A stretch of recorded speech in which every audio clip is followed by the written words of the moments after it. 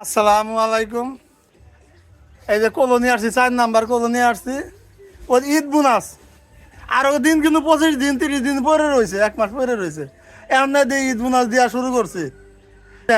200 টাকা নিছি। ওই যে বলছি আমি টঙ্গি বাজার থেকে জিরা মশলা নিয়ে আসি, আমার গাড়ি ভাড়া আছে না, এই যে 200 টাকা দিয়ে যে মশলা দিলাম 600 টাকার। এই দেন,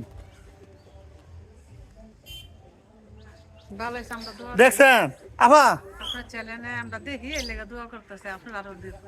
আমার সিস্টেম টিভির চ্যানেল দেখে বলতাছে, ভাইয়া আপনার না ঈদ বোনাস দেন, আমাদের দিবেন না। বললাম 200 টাকা দেন, আপনাকে আমি মশলা দিয়ে যাই, ঈদের মশলা দিয়ে যায়। আবার যে চাইবেন তখন কিন্তু আবার দিব না।